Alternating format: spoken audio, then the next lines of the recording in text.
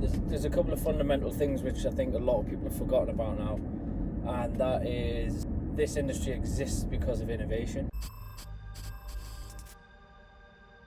This is the first vlog. Welcome guys. My name's Steve Bewley from Mandylights, and this is our first drive to work vlog. And yeah, this is basically on a morning when I'm driving to work. I generally have lots of thoughts, so I just wanted to get them out there and open them up for debate, really. So the first topic I wanted to talk about was how to be a lighting designer. So, you know, there's a lot of people think that just knowing a console, knowing how to press buttons on a console is how to be a lighting designer. There's a lot of people that think that because you know how to draw and you don't know how to use a console, you know, that's how to be a lighting designer. You know, I just wanted to kind of bring this up because it's kind of a subject which not a lot of people understand, and there's a few people who are actively doing this job who do all of the above, who can draw, who can program a console, who can be client facing, who can take a project from, you know, initial contact through to delivery, and that for me is actually what a lighting designer is.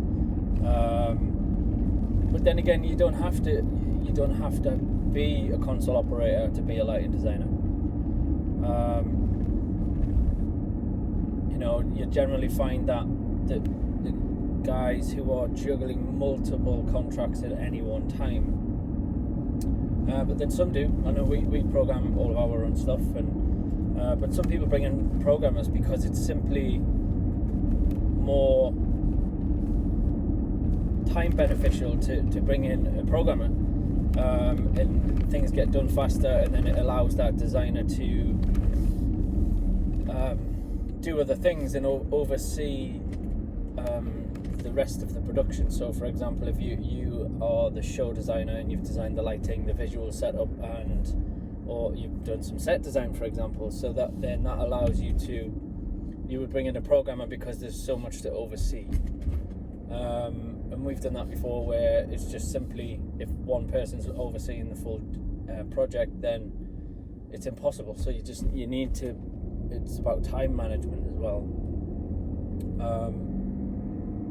And it's about how you manage the job, because, you know, for your own stress levels as well, you need to manage this and not try and do everything, because you're just going to get bogged down.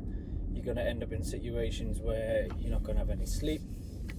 I don't know about you guys, but I like my sleep. So I've had many years of non-sleep and waking up at stupid o'clock in the morning and 4 a.m. lobby calls after 2 hours sleep when we've just finished a gig, and you know,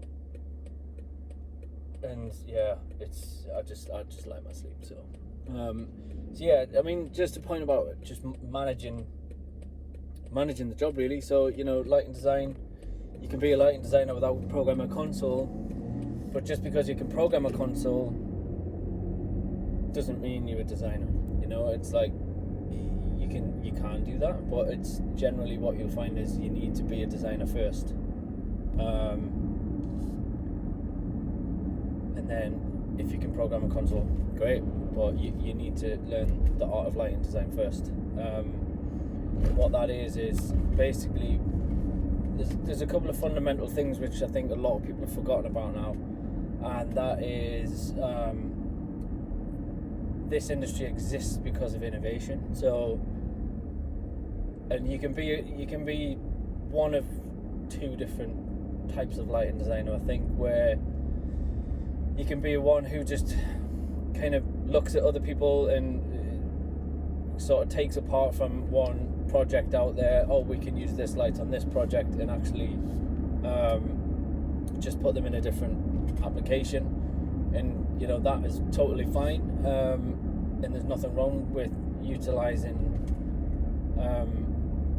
sort of modeling other people's designs and then not copying, not actually plagiarizing the design, but modeling what people have done and learning from it, and you know, producing designs that actually are innovative themselves. But the way to do this is actually, you know, the people at the top of their game, the top of this game, are the guys and girls who are innovating and using lights and using new techniques and utilizing set pieces and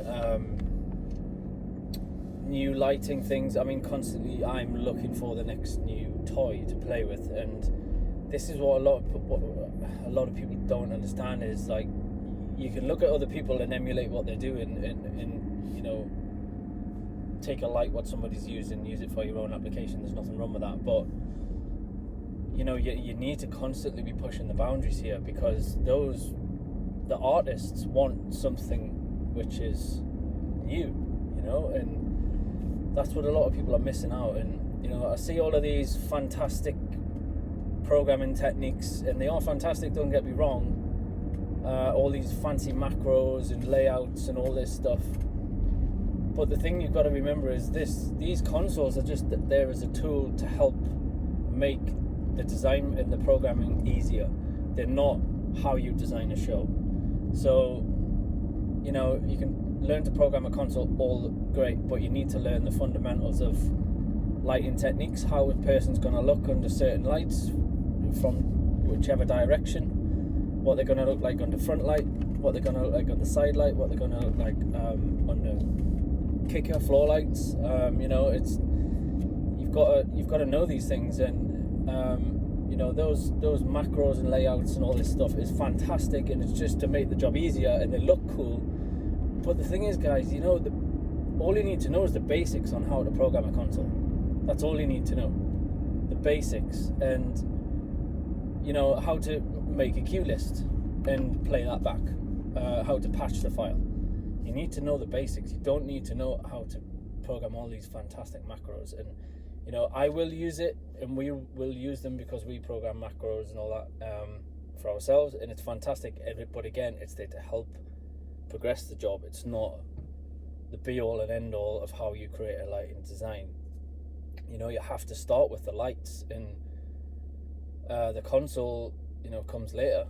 You know, it's console's personal preference, and there's a lot of guys out there with loads of experience, you know, who'll tell you the same, and it's all down to personal preference on the console. And yeah, you can argue things are better, one console does more than the other, and it's better, but it's just equally making your life easier. That's all it is. So the fundamentals of lighting design are getting missed out on these days now. You know, it's you have to come up with a design first. The control side can wait, because essentially, you know, the lighting design is what you're actually selling, and whether you like it or not, in this industry, you're actually selling something. So you're actually a salesman. So you know, on whatever level you want to call it, but you are essentially creating the lighting design and getting paid for it. So therefore, you're a salesman. So you have to sell that design. So you have to create something which the buyer, i.e. the artist or the client or whatever, wants to buy. So then it has to be innovative for me. And this is just my opinion, guys, you know. So I just wanted to get this out there and, again, open it up for discussion. But I just think it's, you know, it's fundamentally getting lost these days of what lighting design actually is.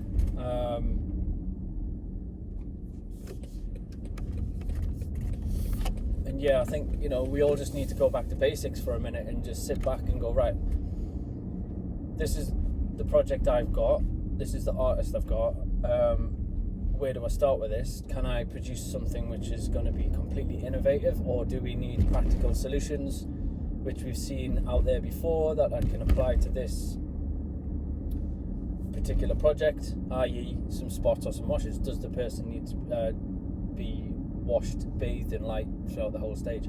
Therefore, we'll use wash lights. Do they need a tight spot? We'll use spots. that stuff. It's not copying off other designers, but it's those are the tools that we have. But yeah, just try and innovate, guys. It's like we need to start pushing the boundaries a bit more, and all the manufacturers that are out there are fantastic, but there are other manufacturers out there, and if you come up with we have a beautiful thing called LED technology these days, and you can actually come up with a design for a light, find somewhere in China to make it for not very much, and actually apply that to your design. And there's companies around that'll do you LED lights within set and things like that very easily. It's a great time now that we can actually do that. And start the search for a good supplier in China, for example. You could create a light for an application for a tour. You don't necessarily need to rent the ones that are already out there and utilize the same pool of lights.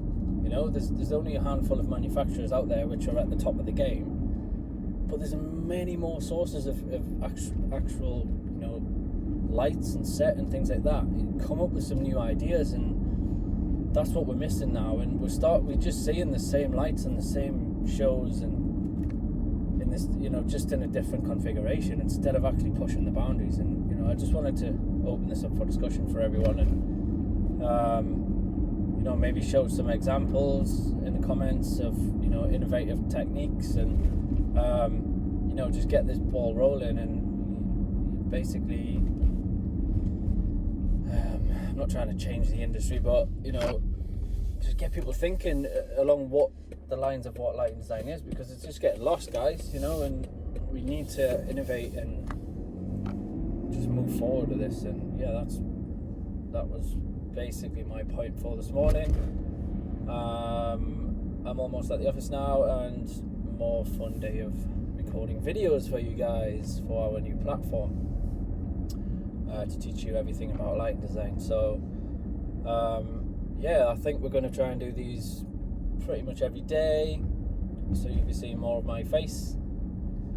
And yeah, take care, guys, and yeah, open it up for discussion. If you think I'm talking absolute shit, please feel free to tell me. But yeah, open it up, and yeah, see you soon, guys. Take care.